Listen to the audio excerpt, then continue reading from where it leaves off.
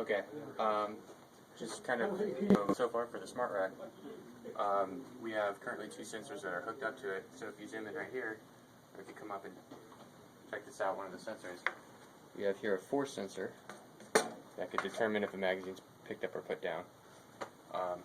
We also have this thing, which is a sonar sensor, which actually works up to a certain distance. I think right now I have it set for 5 feet. And then if you come in the back, all of this is run off of this microchip, and then some just basic wiring right here. And that's all easily can be encapsulated and thrown on the back of one of these racks. So let's go ahead and go back to the front. And then of course we have the Android-based tablet, which would be displaying the ads and maybe the coupons and whatever else we can think of. So.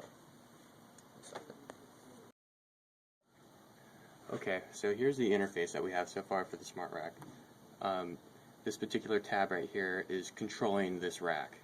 Every tab that we have right here, we could theoretically control racks autonomously.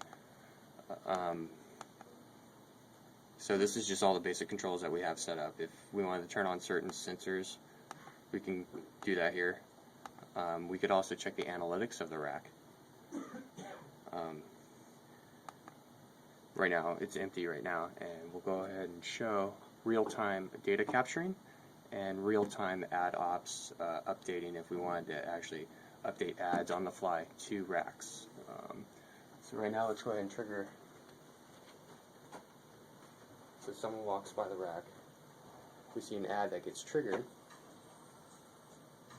and while that plays, let's go and check.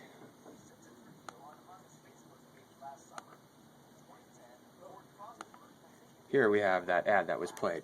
We have the rack ID, which is this rack right here. We have the specific ad that's playing, the sensor that the ad was triggered on, in this case the sonar sensor, and then the time of which that ad was, or that sensor was triggered.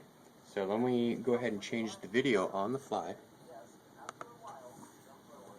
So now, next time any of the sensors are triggered on the rack, we'll get a new video. This time I'll trigger the force sensor.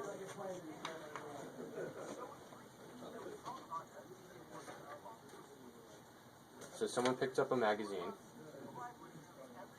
or pushed down on the magazine, and we're going to see a new video that was real-time changed by this control panel. Refreshing this control panel, we could go ahead and see that now we have 2 impressions. We have a different ad because we changed the ad. We have different sensors because it was a different sensor that actually triggered the ad. And then let's go ahead and change the ad one more time and trigger it again by the sonar.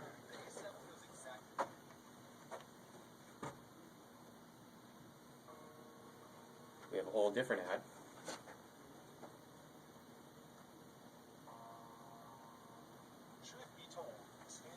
And one last time, just to let you drive the point home.